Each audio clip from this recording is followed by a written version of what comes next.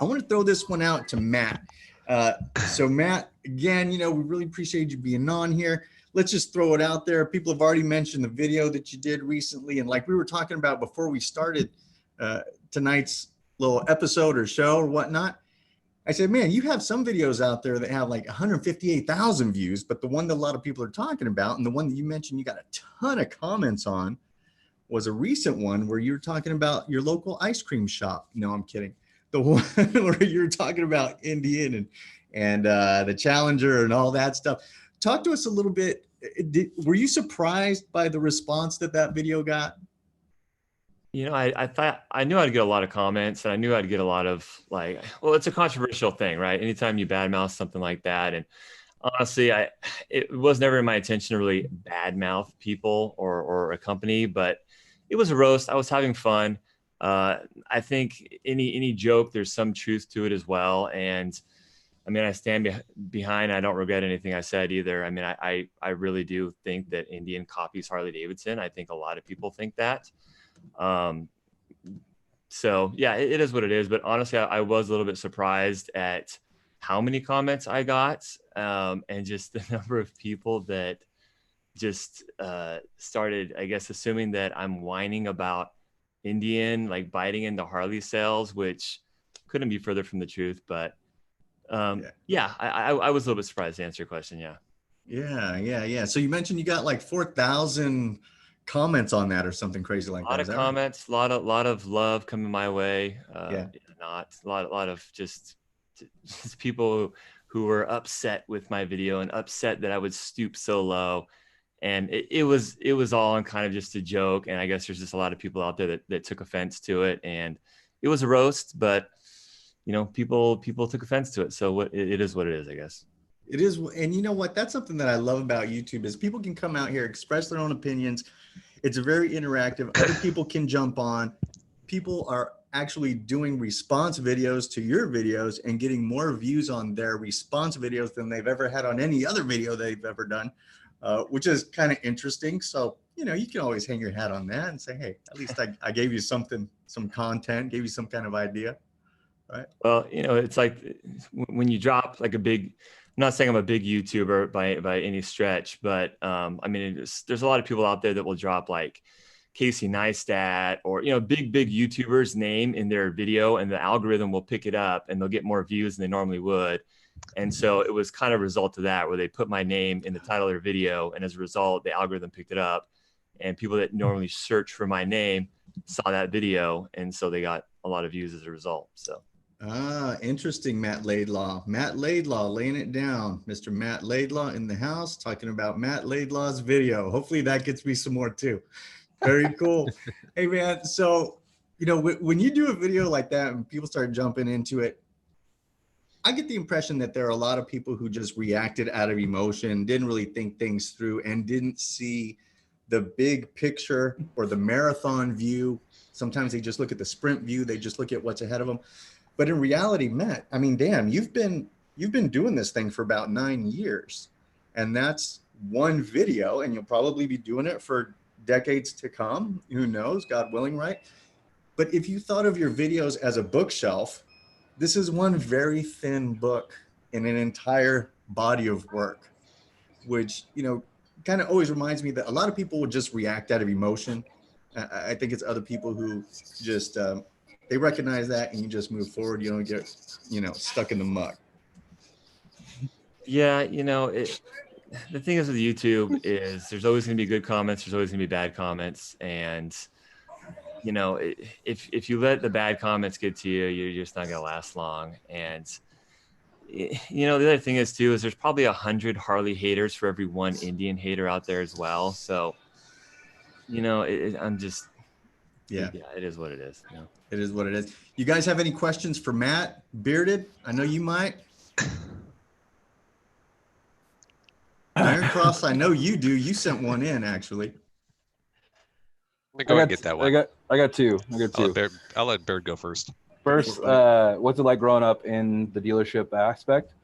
And just playing along with the whole roast thing, are you going to roast Harley Davidson's Bronx with, the Ducati street bikes? I won't, but I'm sure there's plenty of content there for somebody else to do it. So I think you should step up and do it, Bearded. Nice. It's not really his style. Yeah, I don't do it. But seriously, with how's it growing up in the dealership world? It's cool, man. Yeah, it's cool, and it's a blessing. It's a lot of fun. It's cool to be this close to the brand and have access to motorcycles like I do, and to ride, whatever I want basically. And yeah, it's been very cool. I'm very blessed, so it's a great brand. I love Harley Davidson. I think everybody knows that. It's an iconic American brand, and to be a part of that and to be able to, sell them and ride them and talk about them and do the YouTube thing. It's cool. It's really, really fun. Awesome. That's awesome. Iron Cross Racing. Yeah, so I know, I've watched a lot of your videos in regards to reviews. When I was looking for my Road King, I was checking out between the Road King and the Heritage. Watched your two that you did on both bikes, and it helped me kind of make that decision. So that was awesome. But of all the bikes you've kind of ridden, over years, ones that you've owned, ones that you test rode, what was like the single best one in your mind? Like, this is like the quintessential motorcycle above all others. And that's a hard question because I know you've probably rid a ton, but don't say the Chieftain.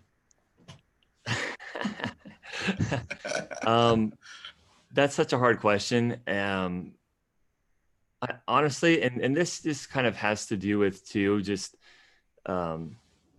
the nostalgia value of it, like the non-intrinsic value of it, as well as, our Coast Glide, that's been such a big build for us recently. And it really is an awesome motorcycle as well. It's just one of those do-all motorcycles. And honestly, I don't really fit real well on it. I'm tall, I'm 6'6", as many people know. And so a touring bike fits me the best, but the Coast Glide, building that and being a part of that and riding it, that bike was just really, really fun. Some of you may have seen my video I did called the Coast Glide 2, where we took both of them up Azusa Canyon, which is a popular canyon road in Southern California to ride. And just riding those Coast Glides was one of the most enjoyable motorcycle riding experiences I've ever had. So, nice. But, all Harley stuff aside, I've had epic rides on dirt bikes. Growing up, my dad would take us up to Utah. We'd go on dirt bike rides on, KTM, Honda, Suzuki. I've ridden them all, and I had some pretty epic rides out in the wilderness on dirt bikes as well, which is why I'm really excited for Harley Davidson's Pan America coming out. So I'll be able to do some more of that type of riding on a Harley. So that'll be cool. Thank you for the question. I appreciate you watching the channel too. Thank you. Oh, yeah, not a problem. Thank you for having me on as well. I really appreciate it. Absolutely, man. I mean, it's great to have somebody like you on here, Matt, who not only does a lot with the platform that we're all working with, but also has such a deep understanding of Harley, but also what's coming down the pipeline. I mean, you probably have more intel than the regular person out there on the street on what's coming up. Can you maybe talk a little bit? And I know, Wiggs, you had a question as well, but before it leaves my mind, because I have such a short memory, if you can talk a little bit about the innovation that Harley does. I mean, they've done the live wire, they're going off street now, and other manufacturers will follow them into those avenues. Do you feel like it's hurting the brand or it's helping the brand to diversify? I mean, you've got these legacy people who, they have a vision of what a motorcycle rider, a Harley rider is, and they live up to that. And they've got chaps and bandanas and eye patches and the whole nine. Their names are all Todd. Every one of all them is named Todd. Todd. Do you think it's helping or hurting? What do you think? I think it's helping, and that's a great question, and it's definitely multifaceted. So Harley Davidson, they have a core following. A lot of them are the baby boomers. There's a lot of criticism about the baby boomers, dying off, and Harley Davidson's core customer base is leaving, and they're not doing enough to appeal to the newer generation, the millennials, excuse me. And so, and the other thing is, and I hate to say this, is the motorcycle rider in the industry is kind of shrinking as a whole. So I think pretty much not all, but a lot of manufacturers have reported decreases in new bike sales over the last 3-4 years. So Harley Davidson is facing a generation that doesn't grow up riding motorcycles like maybe the baby boomers did. And so they are a core motorcycle company. You know, it's not like Polaris where you make money off of side-by-sides and Sea-Doos and things like that, where you get money in other ways. Harley Davidson makes money on motorcycles. So if they're not selling enough motorcycles, then they have a serious problem there. So there's two really growing industry or growing market segments, and that is the adventure and the street fighters. So I think Harley Davidson, they just say, okay, we have a shrinking market in the heavy cruiser world, and we need to replace those sales. And so let's get into some of these other segments here. And so it's kind of coming as a result of competitive need and sustainability for the company.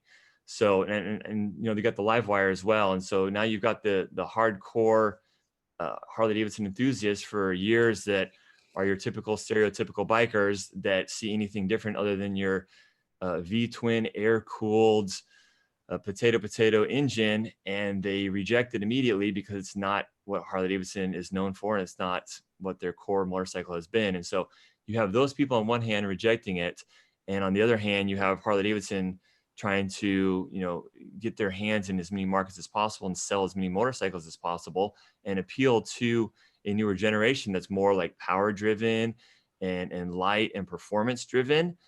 And so it's tough, you know. It's Harley Davidson's core market and customers are kind of their blessing and their curse, to be honest. Cool. Wiggs, I know you had a question from earlier, didn't you? I do, and I actually want to touch on what you just said, Matt, that while, all the major American motorcycle companies are seeing what they're calling a decline, that's following a big boom for about the last 10 years. We'll call it the Sons of Anarchy boost, and I know we all cringe when I say that, but compared to, you know, the numbers are down this year from what they were last year, but there's still a pretty decent percentage of the population comparatively to what it's been over past decades, and more female riders statistically on the road. Big increase in the percentage there. And I don't have those numbers in front of me, and I'm not trying to like dispute it. I just think there's a little nuance there. No, you're right. Actual vehicles in operation are up, if anything, which is kind of like, okay, well, are people buying used bikes? But new bike sales is kind of what I was talking about. Well, but that's actually Harley has such a big used market, whereas Indian's only got a few years back. If you want an Indian, you kind of got to go to the dealership. Right.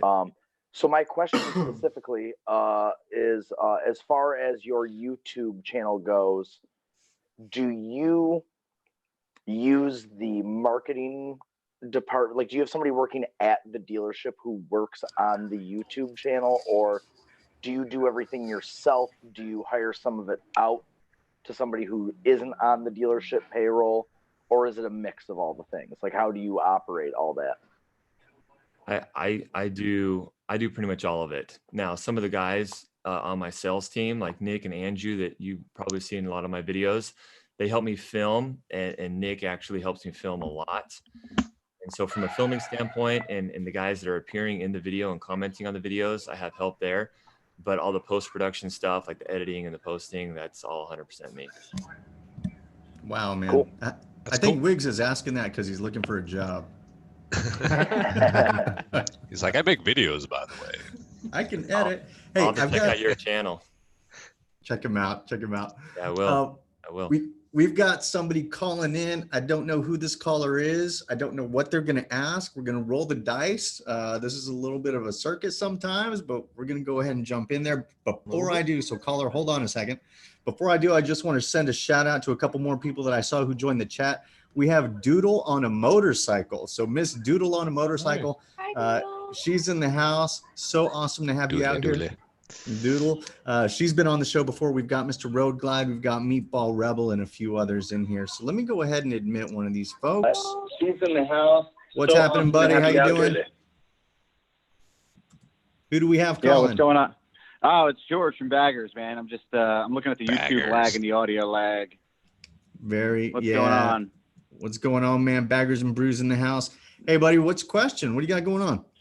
So I just wanted to say, Matt, I'm a big fan. Been watching the channel for a couple of years now, and now with the whole Coast Glide, it's very cool. You guys won that. You pulled that off. What build is next for like the dealership and for the channel? What are you guys planning to do? So thank you for the love. I appreciate it. And thank you for watching the YouTube channel. So we have a couple Lowrider S builds in the works.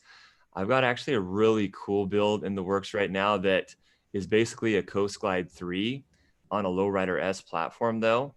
So 2 Lowrider S builds in the works right now in our shop with like the Russ Renamont FXRT fairings on them. But I don't know if you're asking about what we're going to do for like next Battle of the Kings competition, but that we haven't decided yet. So we definitely, I'm actually uploading a video right now as we speak at the EICMA show in Milan, Italy. It's kind of showing the final contestants and how it went down, the final stage of the competition. But we really got to put our heads together to see what kind of build or bike we're going to build for the next Battle of the Kings. But yeah, to answer your question, I have the 2 Lowrider S builds that are similar to the Coast Glide, our next kind of big builds that are coming out of our shop that you should expect to see on my channel here in the next month or so. Cool. Thanks, man. Yeah, thanks. Appreciate you watching, man. Thanks for the comment and thanks for the question. Very cool. All right. So give me just a second. Let me get this thing straightened out. Cool. Thanks, man. Yeah, thanks. Appreciate you watching, man. Thanks for the comment and thanks for All right. So we've got another caller on the line. What's happening? Who is this? And where are you calling from? This is Mick from the Motorcycle Hey, Mick, man. Mick. Motorcycle Mick, good to have you, man. Hey, quick question. So maybe we'll start doing this. When people call in, we'll just ask you, how long have you been doing art? Number one, are you a creator? And if so, how long have you been doing it? Yeah, I am a creator. I've been doing it about 7 months now, avidly. I mean, consistently, I should say. Cool. I had some videos before, but. Right on, buddy. So what's your question? So, first off, Matt, big fan, especially with that video about the Challenger and kind of calling them out on it. Thanks, man. But, my question is, since you're more tied with a dealership than most moto vloggers and YouTubers are, I'm kind of curious why Harley hasn't really jumped on the train of starting to sponsor younger Harley YouTubers to be able to promote the company. Because, 90% of the time, kids aren't watching commercials. People aren't watching anything else. They're on YouTube and they're watching videos, and they don't seem to capitalize on that. Yeah, good observation. I agree with you 100%. I think influencer marketing is definitely the way of the future for the exact reasons that you just mentioned. I will say that Harley Davidson, as with pretty much any company, is extremely protective of how their products are, I guess, displayed and talked about on the web. I mean, I even feel like as working at a Harley dealership, sometimes I walk that line of maybe saying things that Harley Davidson probably cringes at.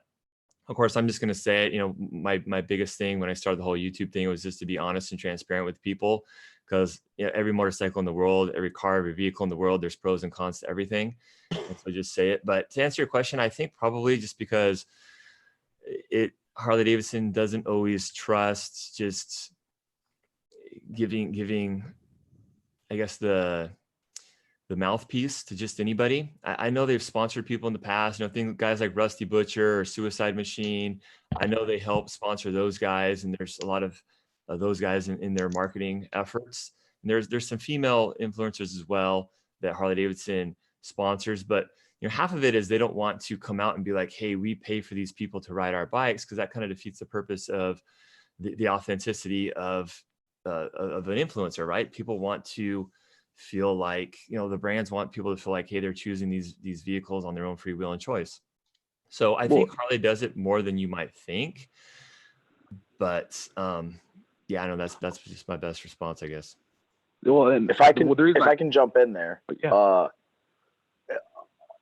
All press is good press. All of us riding our Harleys and having opinions on Harley and saying Harley's doing this right or this wrong, that's still people talking about Harleys. And to Matt's point, agreed. I'm not being paid and I'm talking about Harleys. Whether I'm being paid or not, it's press for them. It's attention for them. It's keeping them relevant.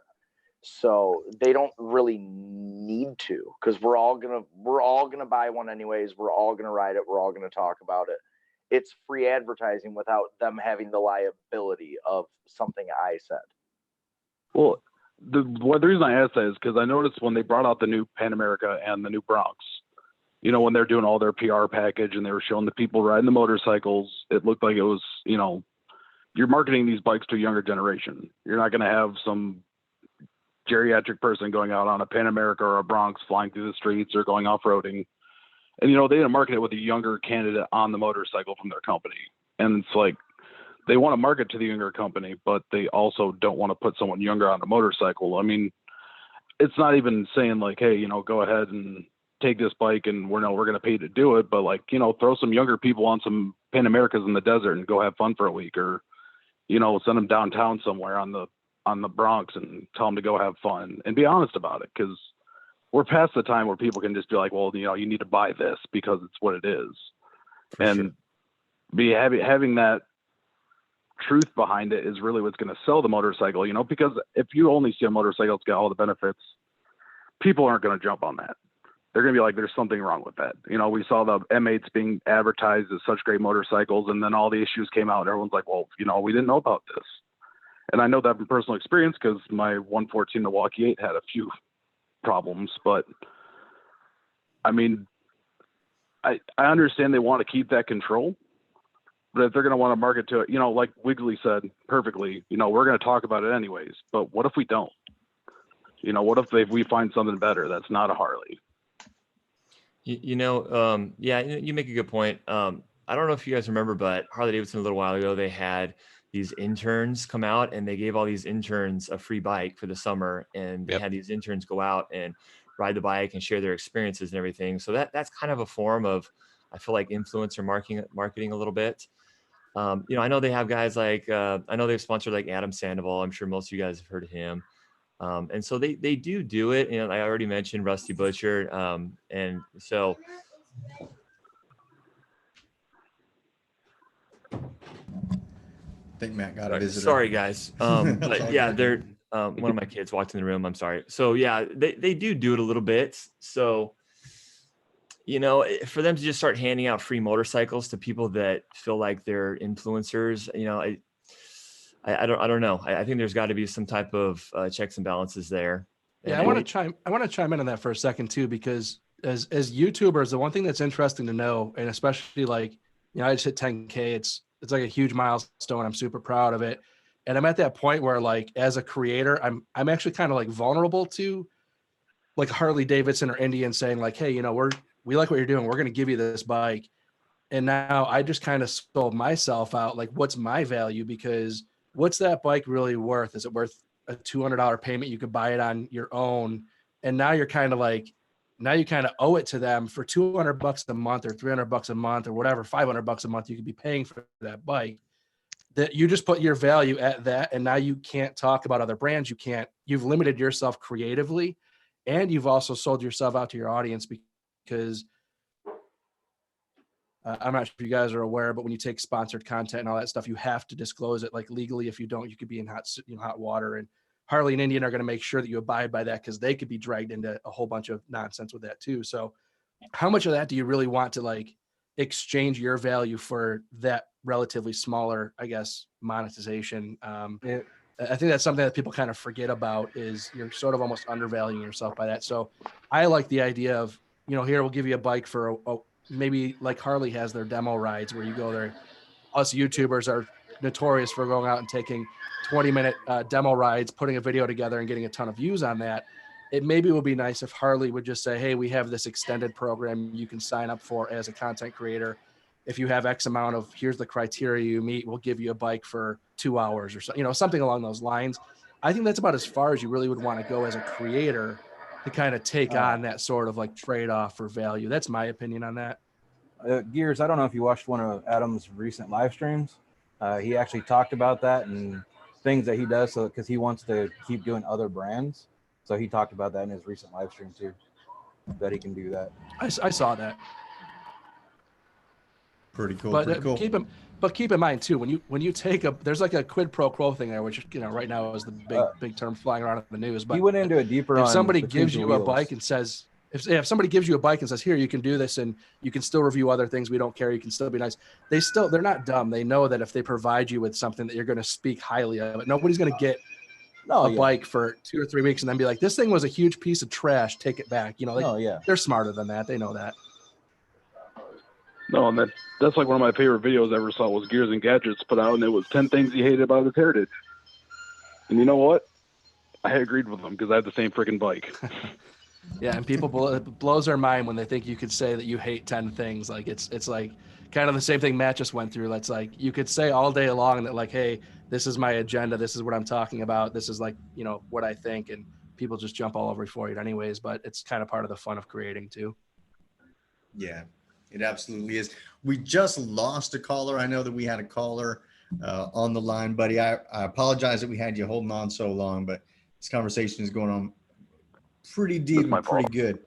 We did have a question from Mr. Kiwi Rider. Matt, I hope it doesn't feel like we're just bombarding you, but we're kind of bombarding you and squeezing all the information we can out of you, buddy. Bring it on. That's why I'm here. I appreciate you having me. Thank you. Absolutely, man. What a gracious guy. Okay, look, this one was a really easy one. This is a softball. Okay, so Mr. Kiwi Rider out of New Zealand, but one people ask of a lot of creators, how long do you usually take on editing your stuff? My review videos, I did a Lowrider S review recently, and that one probably took me about 13 hours to edit. I spent a lot of time editing, a lot of time. And so, yeah, I mean, I probably spend about an hour and a half to 2 hours filming, depending on the video. That Lowrider S video, we went into downtown LA, so it took about 3-4 hours. And then, yeah, on typically on Thursdays, I do editing. So yeah, I'll edit between 10 to 15 hours on any particular video, depending on what it is. Incredible, man. Incredible. By the way, I really enjoyed your Vikla cycle video that you recently did. Oh, thank you. Yeah, that was one that we kind of went outside the box as well. And that one took more time filming and editing as well. So I'd like to do more of that type of stuff, but sometimes it's hard to get away from the shop and do that. But thank you. Yeah, it was really cool to see that slice of motorcycle culture being represented the way that you did, and coming from you, not coming from somebody from inside that culture, was really cool.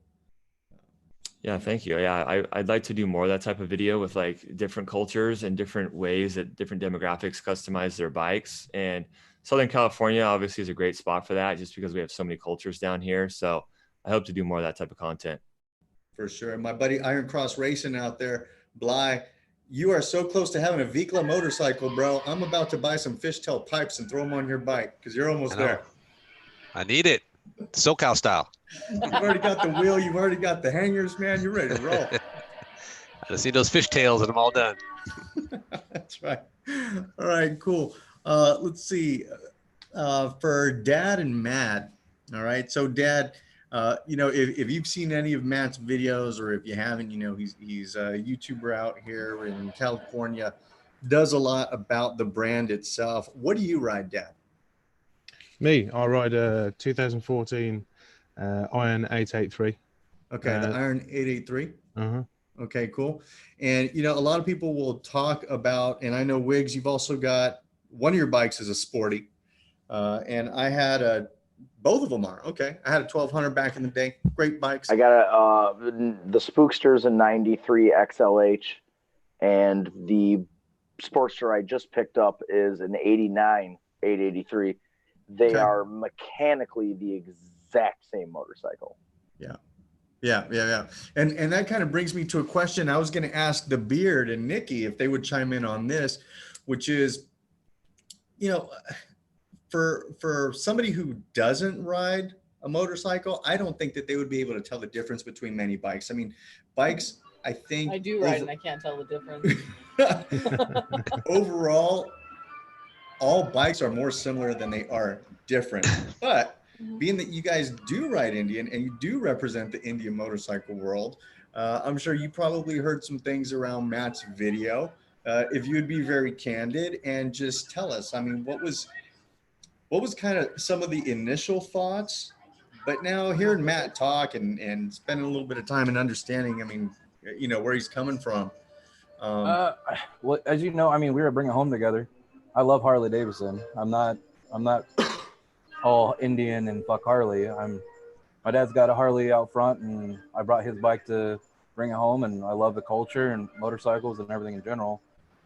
I saw where some people were talking about owning a business. That's the only, the number one thing I was taught is not to talk about the other person. It didn't matter what you're doing.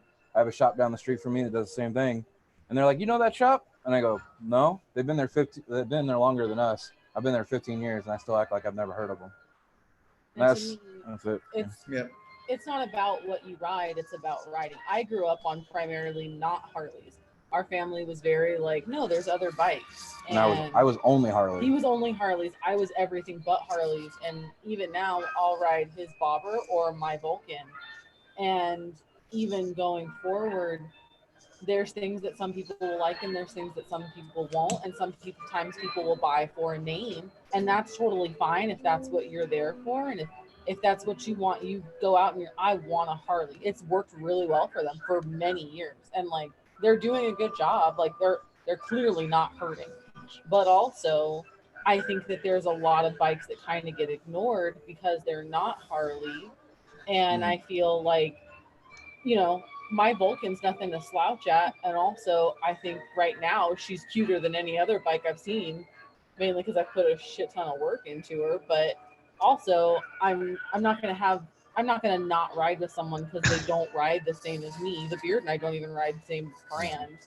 But also, I'm gonna steal his bike as often as I can, and when he gets a new one, I'm gonna steal that one too. I gotcha. Hey, and let's be real. Sometimes, depending on what my bike's doing, sometimes I even say F Harley. Okay, it's not like I'm gonna go out buying a new one, but hey, if I'm on the side of the road and the battery dies out of nowhere, a little bit pissed off. But I mean, that's gonna happen with any bike. It's with any of them. Blue Bike and Doyle is one of the biggest Indian, and we just joke back and forth at each other because I was like, he sent me some Indian stuff. I was like, I'm not sending you my Harley shit. I was like, I'm keeping it. But then he's like, do you like dogs or cats or Ford or Chevy? And I was like, well, I own Ford, Chevy, and Toyota, and fuck cats. I'm a dog person. So. Very cool. Hey, let me just take a second to throw out some shout outs here for some people that are on the chat. Just want to read out some names and then I'll read some comments as well. We've got S'more Travels. I was able to meet S'more Travels out there at the Bring It Home event. That was a blast. Christopher David Lawson, been following on this channel for a long time. Chris, thank you for being here. Amazing photographer, by the way. Brandon Picasso in the house. Brandon, you're more than likely to jump on at any time. Call in the phone number. I'll throw it up here if you want or whatever, or just hang out, creep it in the chat line. F&G Moto, Anonymous Biker, Meatball Rebel, the man, the myth, the legend. Meatball Rebel. So Bearded, I'm gonna ask you to talk about Meatball Rebel and what's cooking possibly later on in August. We're going to talk about that later. Motorcycle Mick, the Geared Raven, once again, my partner in crime, JT Southern Fried, Dude Law and Motorcycle, again, thank you for being here. Touring Texas, Black Top Devil, again, very, very cool dude who's been on this show many, many times. Brandon Picasso says, oh, no, not going to get me caught up. Okay, I got you. All right, cool. All right, guys, so let's keep on rolling. I want to switch gears a little bit. I want to take a little bit of the heat off of Matt. Matt, thank you so much. And don't worry, we're going to put the heat back on you here in a little bit. No, I'm joking. I want to ask a question of Mr. Gears and Gadgets. Let's kind of switch focus a little bit and talk about the growth of your channel. Tell us a little bit about yourself, first of all. Should we refer to you as Mr. Gears or should we not? No, Dan is quite fine. Dan, when did you start, Dan? Because 10,000 views. Look, a lot of newer creators, like many of us are new. We're within our first couple of years. Might have less than 1,000 subscribers, but we see other YouTube channels that we follow. We see other creators, and we say, "Damn, wow, shoot, I need to get to 10,000. I need to get to 10,000." How long did it take you to get there? And please don't tell me it took 2 months because then I'm gonna look like an asshole. But how long did it take? Trust me, I watch Matt's channel and I'm like, this dude sucks. How does he have so many subscribers and I can't even get there? But no, I'm telling you guys, so I've been doing this since 20 by the way, Matt, I'm joking, but I've been doing this since like 2015. And I was horrible for, I mean, I'm talking like terrible. I left all my old crap up. It's absolutely cringeworthy, but it took me like a year to get 100 subscribers, and I didn't care. When I started, this was actually back when I lived in Buffalo, New York, and I had a studio in my wet, cold, damp basement, and like it was the worst thing ever. But I was having a good time, and my motivation, to be totally honest with you, was I'm constantly like buying all kinds of crap that I shouldn't have, and I started watching YouTube, and I'm like, all these people are getting all this shit for free. How are they doing it? And I was like, I'm going to do that. So I literally started with like no subscribers and developed like this form letter to like email out, thinking that people were like, Apple was just going to send me like an iPhone, and like just super naive about the whole thing. And I just kind of played around with it for a year, and some things kind of came through, and I thought I was going to be like some big tech reviewer or something, just kind of playing around with it. I had no idea what I was doing. So yeah, it took me a year to get 100 subscribers, and then I want to say to 1,000 probably took me like another year.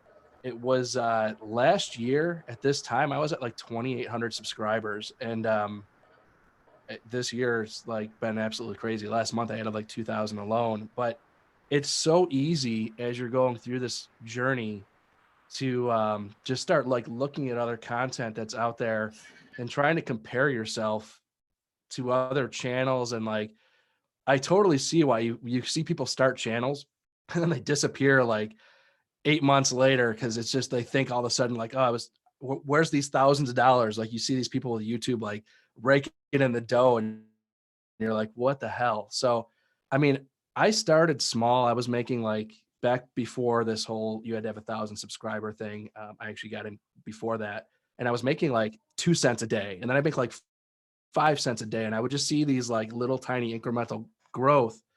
And I was like, I'm just going to keep riding this until like just follow the money kind of thing. And that was kind of how I paid attention to it for a while, because it didn't matter how many subs you had or, you know, any of that kind of stuff. But I think around the like 1,000 to 1,500 sub mark was where I just started getting like real unhealthy into the analytics and trying to pay attention to like what videos do what. And they kind of can take you to like some dark places. And especially if you're like really hungry for it, because you get just like real wrapped up in it. But until the last year where I just kind of was like, I don't know, I'll just do what I want to do. And if people like it, fine. If they don't, whatever. I also started getting a little more personality into my videos and trying to get a little more face time on the camera. And it's just kind of panning out. So it just takes a long time to get comfortable, like in front of all this nonsense, and not look super uncomfortable, feel super uncomfortable. It's like ultra douchebaggy to like talk to a camera. And it just takes a long time to get comfortable with that. So if you've been at it for a few months or whatever, like I was telling Dirty Deez in a message on Instagram, I said, some of the worst thing that could happen to you is that you start a YouTube channel today, pick up 10,000 subscribers by tomorrow, and think that you just like have it made, because you are just set up for an absolute world of hurt. Hey, hold on 1 second for me. Right on, dude. And I love that conversation, because sometimes as newer creators, we want to pump up other people and we want to get pumped up. Dan, I was just saying. Go ahead. I had to say goodnight to my daughter. Sorry. All right. Right on, man. Family first, dude. Family first. Hey, look, I was just saying, I love that conversation, because a lot of times people will look at the number in their first year and, you know, they want to get so many subs. But really what we realize is, what good is having an audience if your content is still half crappy? You know, I mean, you're still learning how to edit. You're just learning how YouTube works. You're just trying to integrate some social media in there somehow. You're just trying to keep your head above water. And if you did get a bunch of subscribers, what are they starting to watch? Right? I mean, you haven't had a chance to develop yet. We have a caller real quick. I want to jump on this call. Give me just a sec. They'll have a question. I don't know who it's for. Give me a minute. Caller X, what's happening, man? And I hope that, you know, I'm trying to get these telephone numbers off of the chat as fast as I can. We're going to find a workaround for that, guys. But thank you for hanging in there with me as we continue to figure out this Zoom thing. All right, caller, where are you calling in from? Hey, Tom, it's D-Cycle. How you doing, buddy? D-Cycle the man. What's happening, Dustin? What are you doing? Hey, first of all, let me tell you something. D-Cycle is a part of the group that we talked about earlier, the podcast, the 5 Dirty Bikers. You guys need to check him out. He's got some great Those guys have some great content. D, before you talk to us, before you ask us your question, tell us all the creators that are a part of the 5 Dirty Bikers. Oh, sure. So it's myself, the Great Egret, that's Joe, and Tony Cox. I think he's still in the chat down there with the rest of you guys. Also, Kid Moto 22 and Wet Banana Moto. We are the 5 Dirty Bikers. Absolutely awesome, man. Their podcast, like I say, is very cool. And I'm still waiting on that royalty check, man, for using the word dirty in the 5 Dirty Bikers. But we can settle that up later. I'm kidding. Sure. What's happening, bud? I got a question for Mr. Bearded Bobber, and I got one for Mr. Laidlaw. I'll start with Bearded. How you doing, buddy? What's up, buddy? Hey, I got a question. What else do you have in store for the Scout? Well, I was actually talking to my sponsor today with the wrap, and I just did the front lamp. I'm trying to figure out what else to do with it, because I love the way it's set up right now. Like I got the bars, I got the seat, I got the sissy bar. Shocks are gonna come in. Performance wise, it's right where I want it to be. Like I gotta hold on, so that means it's good for me. And I don't know. I mean, I'm getting another bike, so after that, then I'm gonna work on both. So.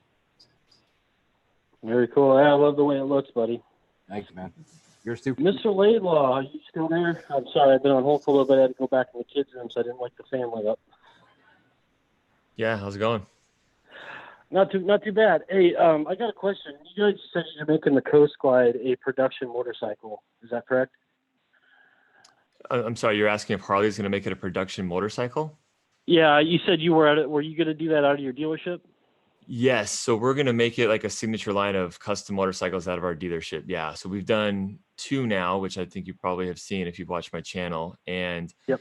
We're building a 3rd right now for a customer that may or may not call it a Coast Glide. I'm trying to convince him to call it a Coast Glide, but it's almost like he wants to make it his own, which I totally understand. But yes, we are, as people are calling and requesting, we are making more Coast Glides. Yes.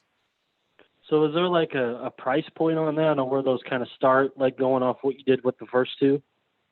Yeah, so we have a Coast Glide 2 right now. We're selling it for $57,000. So it's going to be anywhere from about 50 to 57, depending on kind of how it's equipped and stuff like that. Nice. You only need that job to pay that off. Yeah, they're really expensive, guys, and honestly, like I wish we could make them for less. And really, it's not like we're making a ton of profit on them. They just take a lot of money. I mean, just the powder coating and paint on that thing alone is 10 grand. So, I mean, it's an expensive motorcycle. Dang. Well, that's all I got. I just want to say thanks for having me on, Tom. Everybody have a good night. Matt, congratulations on winning the battle team, man. Thank you. I appreciate it. Thanks for watching. All right. Good comment. Night, bro. Have a good night, guys. Cool. Thanks for calling, buddy. We appreciate you, man. Loving the podcast. We've got another call. Love their podcast. Yeah, his podcast is the bomb. We've got another call here from Mr. Brandon Picasso. Brandon Picasso in the house. It's Brandon. I know you guys know Brandon pretty well. You've ridden with Brandon. Brandon, another Dude's creator. fucking awesome, man. Puts I out love some him. amazing content. I really like what he does. Brings a great perspective. Let's Art. bring him on. Mr. Picasso, what's happening? It doesn't work. Brandon and And Deez no. together. Brandon, hello. Are you on mute, buddy? Uh, I think I heard. Can you guys hear me? Yes, we Yeah. can. What's up, dude? All right. Ooh, Brandon, get your life together. a little spotty, man. Be your handset twice if you can hear us. You're gonna want to get out of that tunnel. Hold on. YouTube audio. I was watching the stream on my phone. There we go. Okay, cool. We can hear you now. What's happening, Brandon? Can you guys hear me now? Yeah. Yes. All right, cool. Sorry. Yeah, man. I'm doing good. Thanks for the invite and hello, everybody. Absolutely. Brandon, before you start, let me tell you, man, I've been watching your channel for a while. Much respect what you're doing, dude. It's awesome. Thank you, man. Likewise, everybody else. I watch pretty much everybody. I just Right don't comment as much, but I don't have a lot of time to watch videos as much as I used to lately. For sure. So what's on your mind, man? What's happening? I had a question. because people asked me to ask a question. I have a question for Matt actually about his video. How you doing, Matt? Good. How you doing? I'm doing good, man. I actually wanted to take the opportunity, I guess, to talk to you because I don't think I'd get another chance to do so. But people asked me why you made the video without actually riding the Challenger or giving it a chance versus, I guess, just saying the things that you said. Great question. And first off, I want to say that, and there's this huge misconception out there that I'm like negative against any other brand other than Harley, and that's just not true. I mean, I grew up riding Hondas and everything else, and I think a world of just Harley Davidson would be a sad world, and so I'm for other makes and models. That being said, I stand behind everything I said in the video, and it's a fair question you ask why I was able to say those things that I said without riding the bike. And honestly, everything I said in the video can be said without actually riding it. And the bike wasn't even out yet when I made the video as well. So a lot of the commentary I made was all based on aesthetics. It wasn't so much like the power is bad or anything like that, which can only be discovered by riding the motorcycle. But the other thing I want to say too is, really, I had no hate or animosity towards Indian at all, or the riders that ride it. I totally get how, some people probably could think that I was a jackass for saying those things, but it's a roast, and there's a million people that roast a million things in this world, and I was having fun. And that being said, I think that Indian motorcycles, they copy a lot of stuff that Harley does, hands down, unequivocally, they copy Harley Davidson. So that being said, yeah, again, the things I said, a lot of it was just things that are based on cosmetics or past models like the Chieftain or the Springfield. And so nothing I really said really addressed items or points of view that have to be discovered only by riding the bike. But I do plan on riding the bike, FYI. I want to ride one. But let me ask you this, because I had a problem with your video, not like in a spiteful way. I was just like, okay, I just agree with it, because I made a video following, I don't know if my video came out right after yours, but I made a video also before the video came out. No, yeah, mine came out after yours. So basically, I said, don't take the opinion of someone that's competition, because I felt like your video was not necessarily directed towards the performance of it, but basically, again, called it a copy, saying that Indian pretty much ripped off everything that the Road Glide did, yet there's only so many ways I feel like you can do certain things, like a fixed fairing motorcycle. Like Harley didn't create the fixed fairing motorcycle, Honda did. So technically, HD copied other brands too. People seem to forget that, and they automatically just make the Road Glide seem as if it's the only thing. You know what I mean? So yeah, fair comment. And a lot of people said similar comments to that in the comment section on the video. And I'm very well aware that there's plenty of other fixed fairing motorcycles out there other than the Road Glide. And I think I should have made it clear that I don't feel like the Challenger is copying the Road Glide just by the sheer virtue or fact that it has a fixed fairing. I mean, the Goldwing has a fixed fairing. The Vaquero has a fixed fairing. There's a lot of bikes out there that have fixed fairings, but the Challenger didn't copy a Road Glide because it just merely has a fixed fairing. It copied the Road Glide because the fairing was copying the shark nose fairing of the Road Glide. So the profile, the likeness, the way that Indian goes to market on their bikes, just the overall footprint on the motorcycle, the way it sits, I feel like is a copy of the Road Glide. The Honda Goldwing, it's a fixed fairing, but it's a completely different design. So you can have a fixed fairing and still have a different design that's uniquely your own. And again, some of this is my opinion. And so if you disagree with me, I respect that, and that's fine. No, I respect you 100%. I mean, there were people that, commented on my video that was completely bashing Harley and Indian. And I was like, wait, we can still disagree about it and still have a conversation about it. Like 100%. I think it's all the auto makers. Like if you go back to 1967, which I have a 67 Mustang, 67 Camaro came out, looks just like it. But Dodge was making other muscle cars to be a little different, but we get it. With movies, cars, everybody there's two you see an asteroid movie. There's 2 asteroid movies coming out that year. I was like, Yeah, if you and see the other thing we Camaro want to Mustang, they're remember the too, same.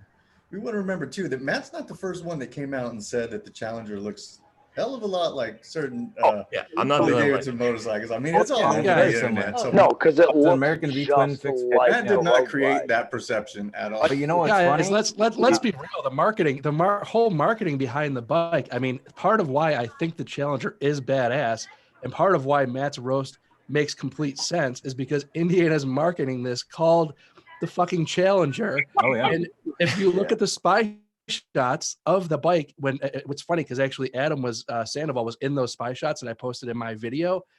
They had a fucking street glide in that mix of bikes. They didn't had have a 20 gold road wing. glides. They didn't, or I'm sorry, They road had- glide. They didn't have a gold wing. They didn't have a Vaquero. They had no other bagger. So you can't, as Indian, you can't talk out of both sides of your mouth and be like, we don't copy, but we're calling it the Challenger. And in all these demo rides, we're only going to compare it to the road But I glide. don't think they're not But saying Matt, they're not copying it.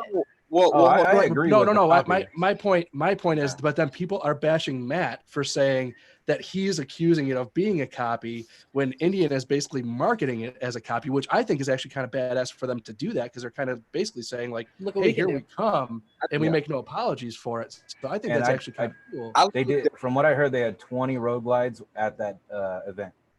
Right. They Yeah. brought 20. It makes sense. Like we all know they're directly coming for the road glide. Like that's anybody that doesn't think that is freaking crazy. But the idea or saying that it's just a straight copy as if they did nothing better, it's just ridiculous. Right, but then the comments that Matt's getting on his channel is like, how could you possibly think that when their Oh, no, entire those marketing comments are campaign is ridiculous. geared Those around are- it? I have more those are flat out horsepower ridiculous. isn't bringing Yeah, something it's else crazy. to the table. Well, you know though. what? Let me do this. Let me throw this question out to someone who's on our panel, has a lot of expertise in this area. I want to talk to Lugnuts Wapo for a minute. I want to, he's like, no. Yes. I want to ask Mr. Lugnuts Wapo, Texas representative, my home state, also works at a Harley Davidson dealership and wearing a Harley Davidson beanie. So let's preface it with that. He might be a little bit skewed on his. But do you have people coming in? Or is the talk around the shop, around the Challenger? I mean, let's be real about it. The Challenger is getting a lot of press, a lot of really good press. And I have a feeling they're going to sell a shitload of bikes. But are people talking about it around the shop? What's the feeling? What's the sentiment? Well, I mean, where do you weigh in on this, man? Man, it's kind of funny that you asked that because like on one shop, they had no idea that it was a thing. The other shop was immediately aware of it. So I guess it just depends on the shop and how aware they are of the, I guess, other brands that are out there. But it's funny because I agree with Matt on a lot of things that he said. And I felt that way when they redesigned the Chieftain. And I get it, you know, it's one of those things where I'm excited that there's that kind of competition. It puts Harley on his toes, and I think Harley's doing what they should be doing. Yep. But I think I thought it was actually kind of funny. I think I saw some post from Matt when they posted. What did he post? It was I guess like it looked like the Wicked Red Denim paint set, and I remember seeing that. I was like, that's crazy, and I get it. You know, everybody has a right to do whatever, but you know, again, like Gears and Gadgets was saying, you know, that's kind of how they're marketing, so it makes complete sense. I'm not gonna lie, as you know, I love motorcycles. I mean, I've for the first time owned a Harley this year, so it's not like I've been a Harley fan my whole life. So I definitely would like to test ride that Challenger, and I think it looks like an amazing motorcycle. The power plant is pretty amazing, and I think it's interesting that it came out, and right after that, you know, you're gonna see the new Revolution, and it was just kind of overhead cam, you know, liquid cooled. I'm And super it excited produces, for that motor. yeah. Oh my gosh, I can't wait for that platform. You know, you get obviously you get a little bit more horsepower, less torque, but you know, that's when you look at That's Indian's liquid-cooled, motor, that's yeah. kind of the same Yeah. thing. You know, it's kind of hard to compare a air cooled, you know, designed to you know overhead cam, liquid cooled. Which You've I probably mean, seen this. A lot of people talk shit about Harley not showing their horsepower. I'm like, Indian doesn't show their horsepower on their air-cooled motors either. It's just not something. It's not something they post. Like Yeah. in liquid cooled, they go, "Hey, look at all our horsepower. Don't look at our torque." And then it's opposite the other way. I guess it's just what you want them to look at, right? Yeah. And so, I mean, I don't think Harley has always been the brand to say we sell a performance motorcycle. It's like, Right. well, we sell a bagger. A They bagger sell is not to be ripping down the street. It's to, you know, it's You're a gonna go fast, comfortable go cruiser. get on a Yeah, street bike. Yeah. exactly. So, I mean, yeah, I was a little frustrated when I first saw when they redesigned the Chieftain. That was a little frustrating to me, but at the I'm same time, I frustrated too. get it, you know. So it is what it is. I'm excited either way. I do like that they did the inverted front end on that Challenger, and I mean that's cool. I'm just curious to see how it stacks up. You know, I haven't ridden it, so, and I love the Roguelite. That's the first bike that I actually liked that was a Harley. So yeah, I don't have any hatred towards the Challenger, but I do agree that, you know, that they're definitely marketing it real near to the Roguelite. By the way, Brandon, I literally just found your channel like 2 days ago, and I saw 2-3 videos, and I love your stuff, by the way. So good. He's such a great style. Yeah, you have like a different flair, and I appreciate that. It must be hard for people like Matt and Lugnuts for you to have an opinion, because even you're both motorcyclists. You can have a personal opinion on whatever, you know, any motorcycle, but because you work in the industry, it's going to look like you're hating on the competition. It must be hard having that divide between being, you know, representing the brand that you work for and having a personal opinion on a motorcycle as well, right? That's a good question. I guess I'll let Matt take that one first. Yeah, no, that's actually a really good observation, because it's 100% true. Yeah, it's people just automatically jump to the conclusion that I'm making a negative video about the competition because I'm either threatened by them or I want to somehow knock them down, in an attempt to like redirect those sales to Harley Davidson. And even saying it makes me laugh because people aren't going to buy a Harley because I trash Indian. It's probably going to do the opposite, actually. And that's wasn't my intention in the video at all. My intention was just to have some fun, to just speak my mind, because I believe everything I said. And there's a little bit of humor, undertone, sarcasm there too, you know? So, and that's kind of what makes it entertaining. You know, the thing with YouTube, you either got to educate people or entertain people and make good, high quality content. And that's what people like to watch. So I made it entertaining. But yeah, people automatically just jump to certain conclusions because of who I am. I work for a dealership. My family owns a Harley Davidson dealership. And so I caught a lot of flack that way, which I'm okay with. I mean, I kind of accepted that when I made the video. So yeah, I kind of made my own bed there. Yeah, and when we talk about a bigger picture, a part of this whole conversation was around these are our individual channels. You do with it what you will. It's about freedom of speech. It's about using the platform.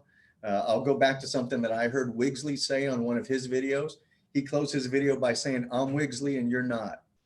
And then later on in that video, he said, "This is my channel, not your channel." I love that. And that's really what this whole conversation is about. It is about maybe stirring the pot a little bit, but getting these conversations going. And, you know, what it comes down to is we're all riders. We know people who ride all different types of bikes. We've got a lot of different type of bikes represented here. And, you know, I made a video called "Why I Will Always Ride a Harley Davidson," or "Why I Will Always Own a Harley Davidson." But it doesn't mean that I won't own other bikes as well. But, you know, for some people, the brand does make a difference. But in the end, it's our channels, and you do with it what you will. Wiggs, what do you say about it? I actually, I have something to add to that. You know, that whole "it's my channel, it's not yours. I make the rules. These are my opinions. You're free to comment." And that's kind of my attitude. I mean, but really when it comes down to it, there's a lot of, I feel like people have brand loyalty. You know, you've got Ford, Chevy, you've got Xbox, PlayStation. I mean, name a thing and pick the two brands, Coke, Pepsi. What it comes down to is that I get out of bed and put on my boots and go earn my check. And the dollars that I choose to take out of my wallet and spend on the thing I like, that's my dollars. So I choose. And so some people are capable of, you know, poking a little fun at their buddy for driving a different kind of truck than them, you know. I'm from the Motor City, so we have a saying, Ford stands for found on road dead. Driver returns on foot. Fix or repair daily. And that can be in good fun. But I Before find we get out of that, Wigsley, PlayStation and Xbox, you can actually cross play on some games now. But there is a chance for peace among the world. Okay, like We may we all crossed be able over. to agree that Everybody all can cross motorcycles over. are good. Yeah.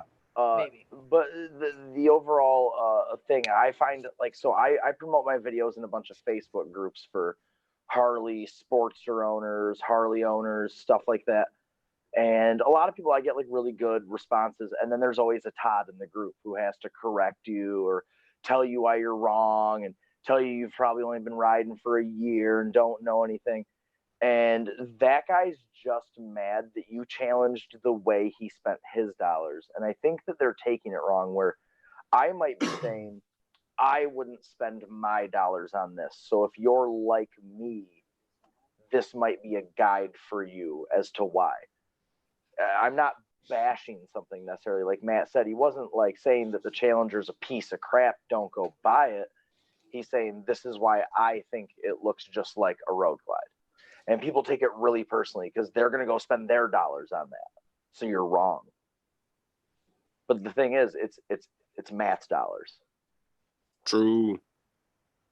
So I wanted to go back to what Dad and Matt was saying regarding, because I was gonna see what Matt would say about this, but at first when I started doing YouTube for both of the dealerships before I started doing my own, and so because I'm representing the dealership, speaking on behalf of, even though I would always say this is my personal opinion, this is, doesn't reflect the dealerships or whatever, people will still take it as like, oh, yeah, so that dealership is anti whatever, or that dealership hates that particular model. And I would always have to like reiterate in the comment section or, in the videos, like, this is my personal review. This is me saying these things. That doesn't mean that people that work here necessarily think the same way, because I've talked to people in the dealership and we just disagree on a lot of things with models. And when it comes to like making content for Harley, like, about Harley Davidsons, because that's where I work. I remember that when I first started doing videos, that was one of the questions that I had in my mind, was like, how am I going to point out the things about this motorcycle without like putting it down, because I don't think it's, a good motorcycle. For a good example of that, I did a video on a Fat Boy, like the new Fat Boy. I personally do not like what that motorcycle looks like. I don't think it handles well. I think the big tires are, a detriment to it, but the soft tail frame actually makes it handle somewhat decently. That's just my personal opinion, but I didn't really had many good things to say about the motorcycle. And when I went about my video, I thought I said enough to compensate for that. And all the comments were like, well, was this a review or was this you hating on this motorcycle? And so I always try to distance myself between like the dealership that I work with or for, and my what I'm saying, what I'm thinking. And I was just wondering, but with Matt being, he's actually, part of the dealership, as in like, that's family owned. I'm just another employee. So I didn't know, like, I don't think I've ever really heard Matt, maybe I just haven't paid that much now. I haven't heard Matt say like kind of distance himself in the same manner. But that's the way that I've gone about it, is to just say, this is my opinion. I know that this is Longhorn's channel, this is Maverick's channel, but this is my personal opinion and this is how I feel about it. It doesn't reflect what the people that work here think or say. I work for a really famous coffee company, and Iron Cross knows the company, but I also feel like I have to distance myself from a lot of their politics and things like that. And so I won't even, if someone's like, oh, where do you work? I'm like, oh, I make coffee, because that's all you need to know. And a lot of the times the companies we work for, or maybe the brand of motorcycle we ride, can come with certain connotations. And sometimes the best thing you can do for yourself, and if it's in the interest of your channel, for your channel, is to express like, hey, these are just my opinions. And like, if you don't like them, sucks to suck, suckerfish. But also, if you're here watching my video, you can finish watching it or you cannot. Like, I love Motorcycle Mama. She always starts her videos with like, hey, I swear a lot. I don't give a fuck about if you like it or not. And I appreciate that. In that instance, I think Lugnuts brought up a great topic of sometimes just making that little notion of, hey, I know this is on this, but I'm going to remove, like, I want you to know this is my opinion, not their opinion. It's not coming from the bigger entity, helps a lot. Like when people ask me about my job and while I'm there, I'll give like the official answer I'm supposed to give.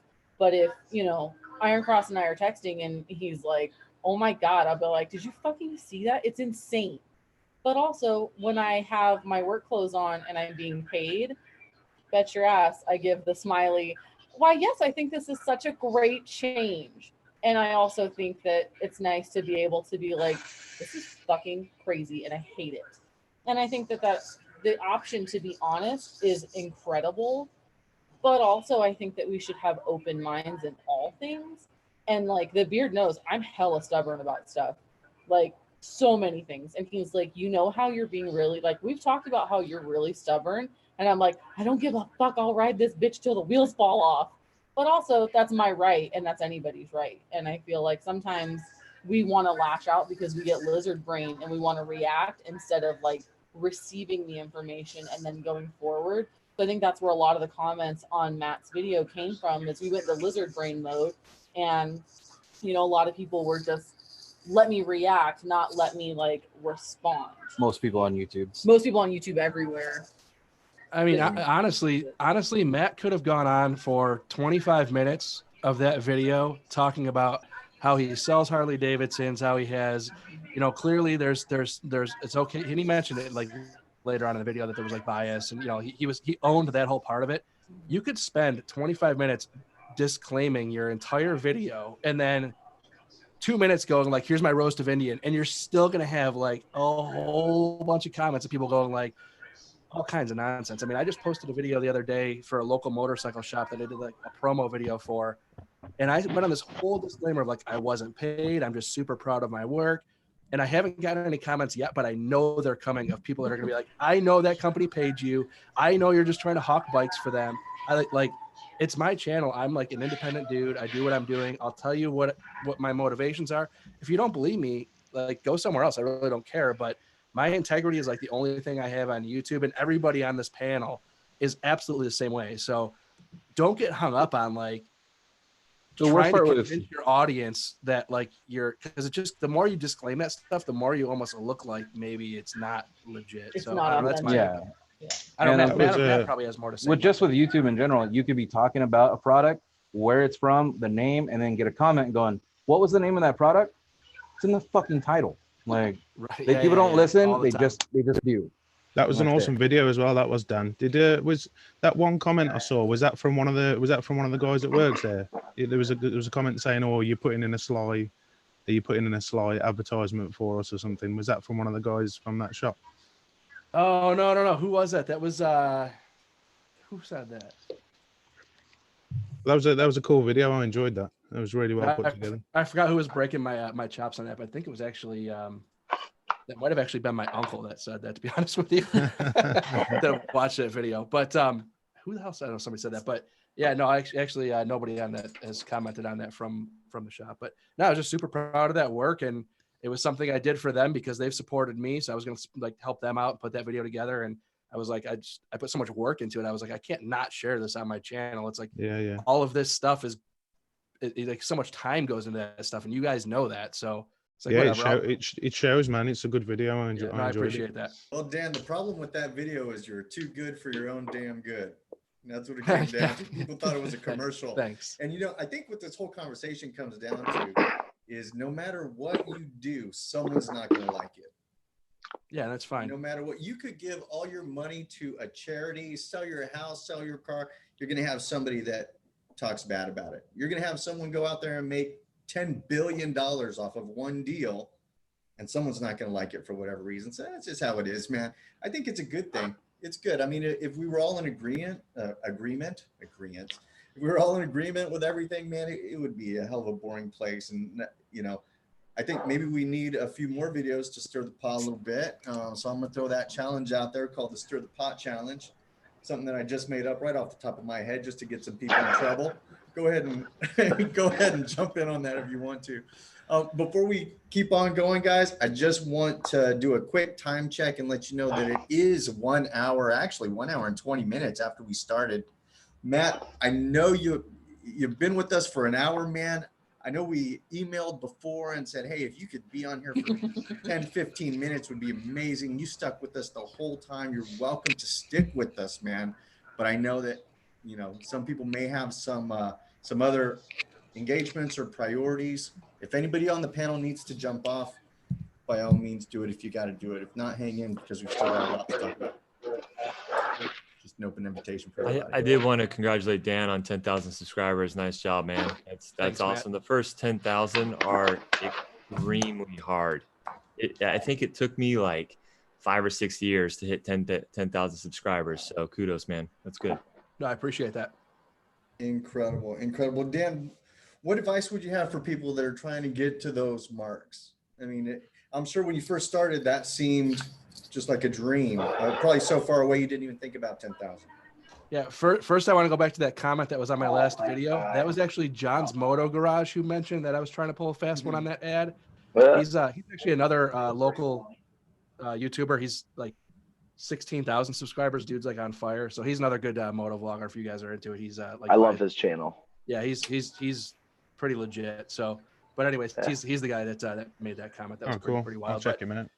Yeah. So I mean, 10,000 is wild. And going back to a video, Casey Neistat did a video like, geez, forever ago about like how the first 10,000 is like the hardest number to hit. And I mean, guys, I'm telling you, like I put that Indian content out on that Challenger, and I wasn't really expecting a whole lot on it. I just kind of got lucky with finding like the dude who had those photos, and I mean, I was adding like on average maybe like 10 to 12 subscribers a day, which to me is like what I would tell people. Like if you get to that point, you're doing pretty decent. Like that's a good way to kind of chug through like building a channel.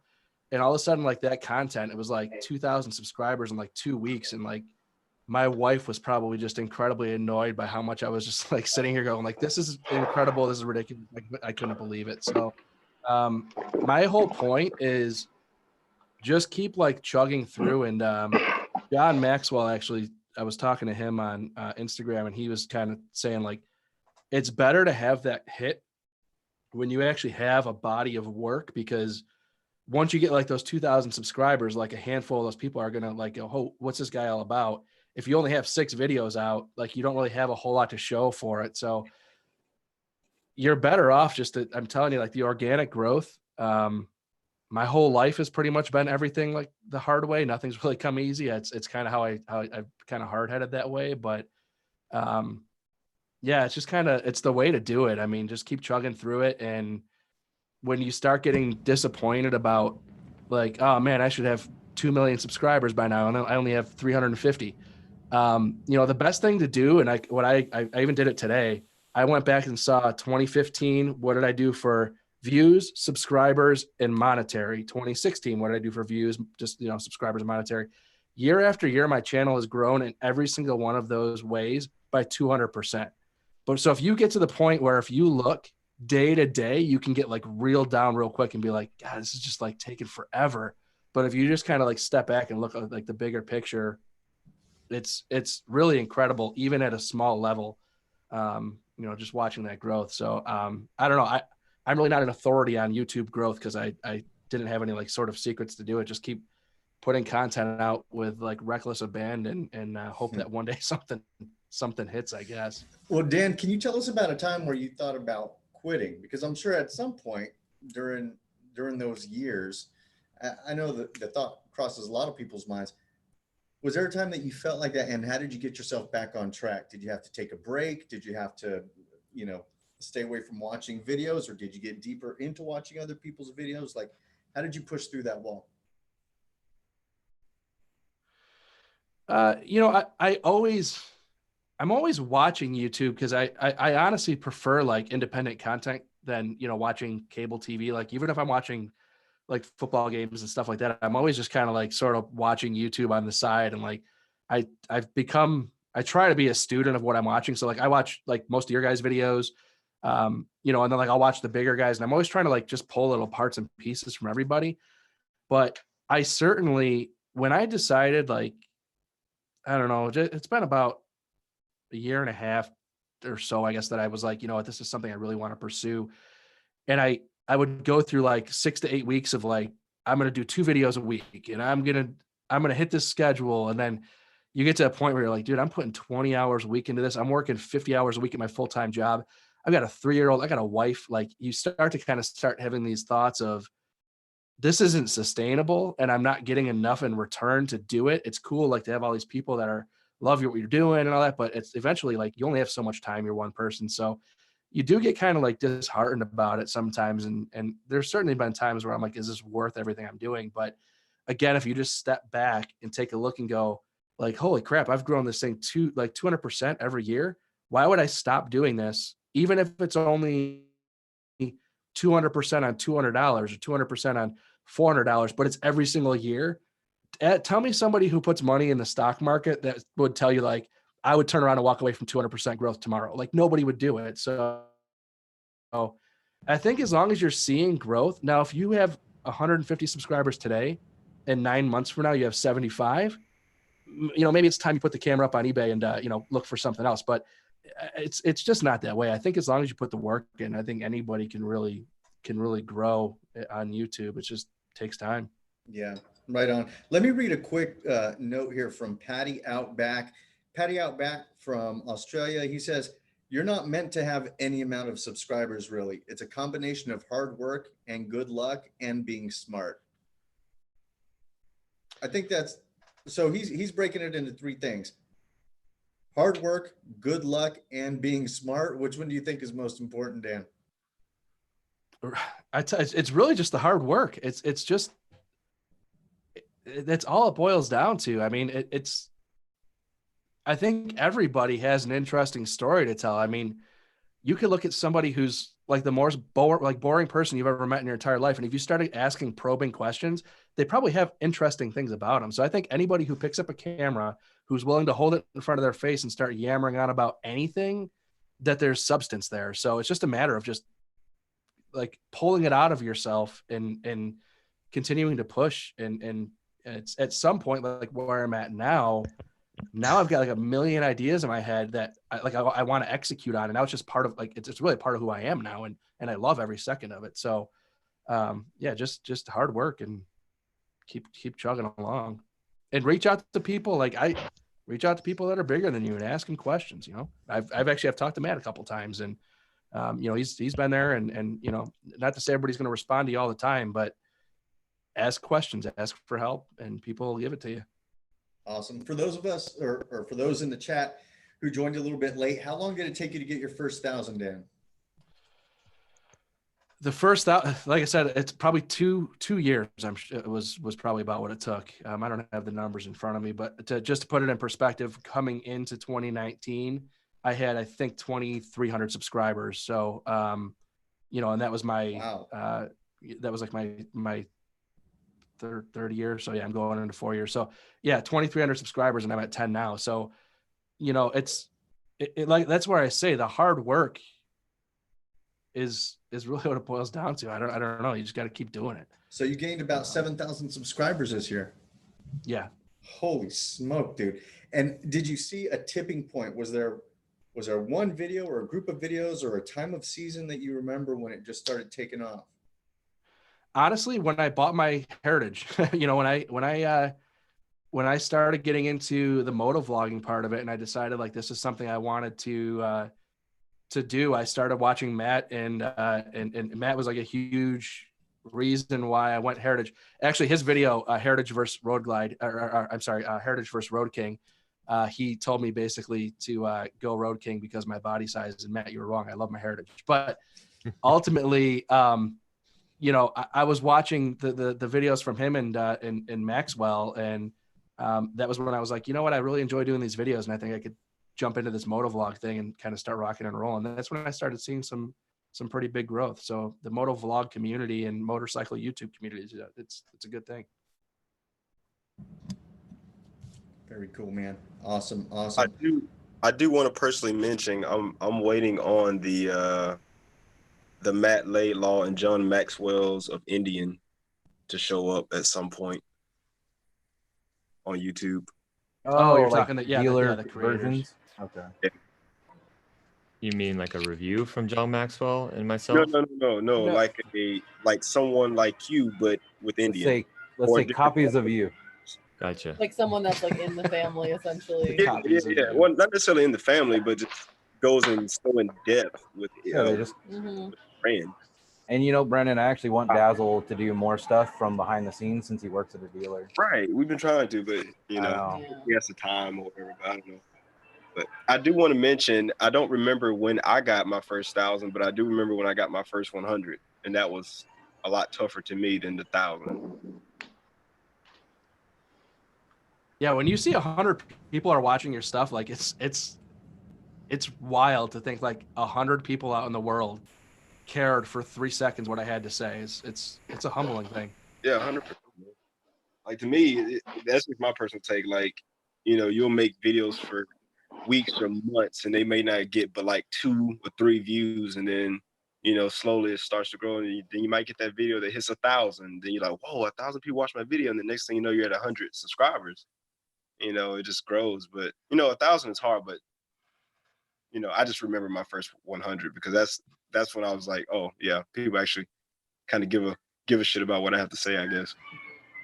So I fall like in the weird category. Of the first month, I had 200 subscribers, so I had that. Luckily, I didn't have to drag through it, but at the same time, I didn't have all the videos to give those people.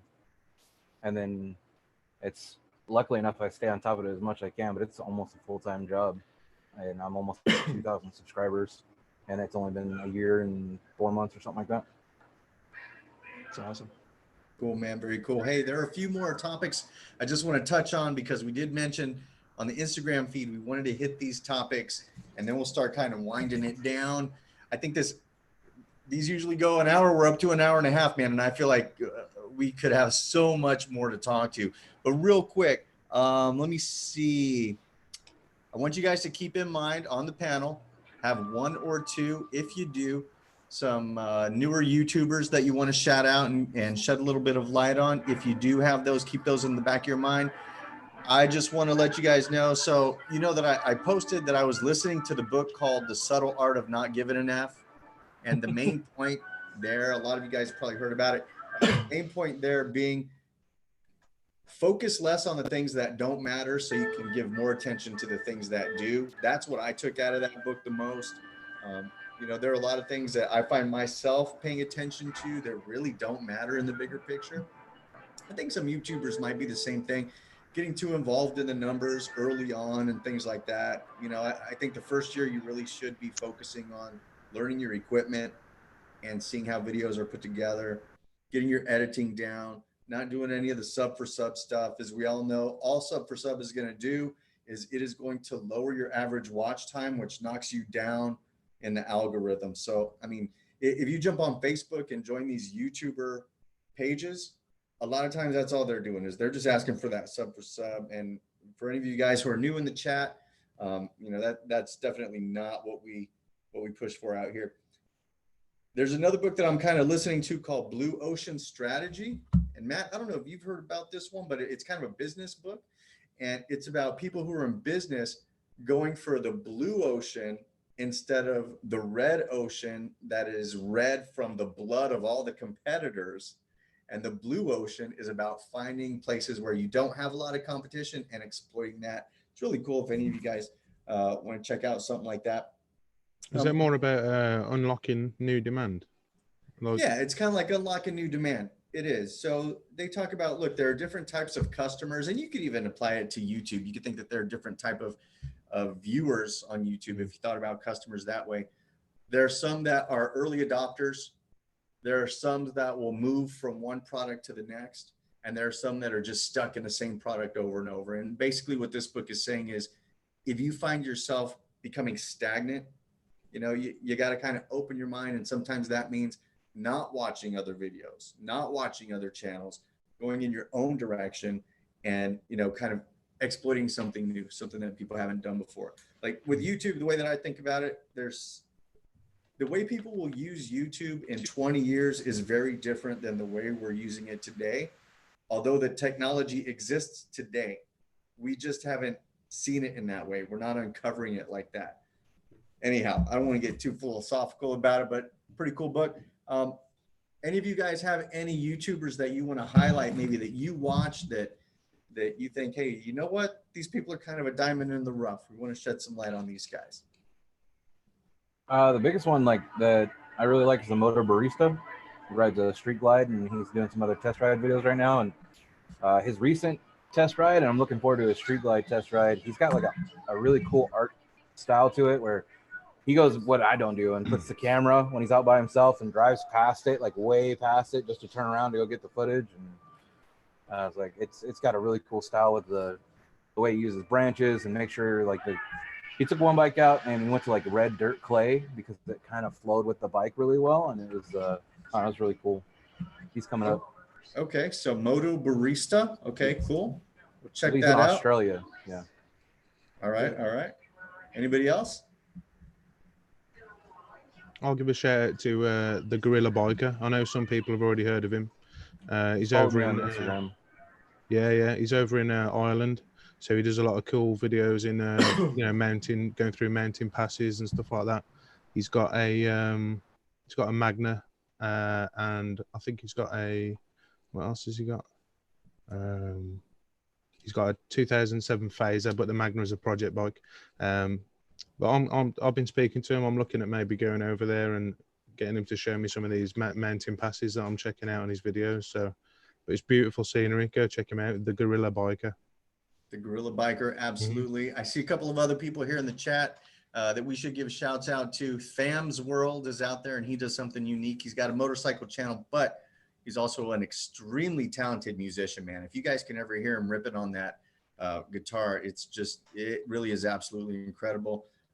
Baggers and Brews, of course, out here. Patty Outback, we mentioned. Anonymous Bikers, a newer one. JT Hickman is doing a lot of different things. Some is motorcycle related, some is Glock related, which I guess those two have been linked before. But here's one that I came across recently called Homies Motorcycle Reviews. The dude is pretty cool. So Homies Motorcycle Reviews. He finds people with badass bikes and he just kind of talks to them, interviews them, talks about their, different modifications that they're doing on their bikes and things like that. Cool. Anybody else out here that you guys want to shout out? Yeah, I'll jump in here. When you asked about these two, listing two, I got a little more like deep into it. So part of why I like moto vlogging is I enjoy the fact that I'm sharing Arizona with like the rest of the country, like especially coming into winter now. I know guys are putting their bikes up and stuff. So I like sharing where I'm at now. And there's a dude called Craig Hainsworth. He's in Buffalo, New York, which is my hometown. It's where I'm from. So I love watching his moto vlogging content because like there's something about seeing like where you're from and going like, dude, I know that place. Like it kind of like brings me back home and stuff, which is a pretty cool thing that I think YouTube's able to do. And then another dude this is my uncle, his Jim's Random, YouTube nepotism going on here, but he doesn't have Harley content out right now, but he's kind of had a situation where he had to sell his bike like years ago, but he worked at like Boswell's Harley in Nashville, which is a big dealer. Like he's ridden bikes his whole life. So when it came time for me to go and buy a bike, he's the reason why there was no other dealership that I walked into than a Harley dealership, and with reckless abandon signed loan paperwork on a 2018 Heritage, like pretty much sight unseen. So just kind of like two channels that kind of bring like a little bit of home back to me a little bit. So I wanted to share those. Right on, right on. Another one that I saw pop up in the chat that I've been watching recently is Morons and Motors. Actually pretty good. And Morons and Motors says to check out Rock Bucket Motoring. Okay, Rock Bucket Motoring. Okay, cool. Good deal, good deal. So guys, everybody can kind of speak their piece if you'd like, if you've got any parting words for the group. I got one more. Yeah. I had to remember his name. Riding Hope. He actually went to bring it home, and I can't remember how many hours, but he rode an FXDR there. I totally should have mentioned him. I told him if he rode his FXDR from Virginia all the way down to Texas, that he was like the moto vlogger of all moto vloggers. That's right? I went walking around the campground in dark with my flashlight on my phone, and I couldn't find him anywhere. I'm not sure if I'm supposed to share this, but he reached out to me like a month later and said that his fingers were still numb So like, and like, no joke. So yeah, go subscribe to him because he's lost all feeling in his finger. So He's got cool videos. he's out there, going like, hardcore. He's earned teaching you those to start subscriptions. fires and shit, and he's Yeah, starting fires to he's- keep them he's fingers legit. warm. That is awesome. And guys who are in the panel, do me a favor, put a comment in the chat so that people can click on your name and go visit your channel as well. Just throw any old comment in there. That way people who are on their phones or whatnot, they can find your channels pretty easily. Can I beat Iron Cross to the 69? You can beat Iron Cross to the 69. Oh, I did 59. I win. Damn it. As we're wrapping it up, I want to send a huge thank you to everybody who has joined the chat. I'm going to keep the chat going for a while, even though I'm going to turn off the camera for a bit. I'm going to be kicking back here. I'm going to be in the chat, just kind of hanging out with you guys for a little bit. But a big shout out to Dan from Gears and Gadgets. Dan, thank you so much for joining, talking to us Thanks for about your, having me. yes, talking to us about your journey to 10,000. I hope that for a lot of people, as it did for me, it encouraged me to keep going. You know, because sometimes, you know, we do want to see our channels grow. Nobody wants to stay stagnant. I want to send a huge shout out as well to Matt. Matt, Thank you. Thank you, man. No, dude, it was awesome. You're gracious to come on here. You knew coming on that people were gonna probably throw a couple darts your way, and you agreed to. Honestly, I thought it would be a lot worse. That was everyone was pretty respectful. So yeah, That's pretty tame. I think. Hold on a second, Yeah. then, I because think we the can good thing go. Now, with, we can get serious now. with the support MVC group that Deez started and like we all came together is we're the writing community in its reality and not just a bunch of fucking random YouTube people that have access to the keyboard. So for sure, and that definitely helps. And you said it. You know, it's the writing community. You know, I respect all writers regardless of what you write, and so yeah, I got nothing but love for everybody here. So.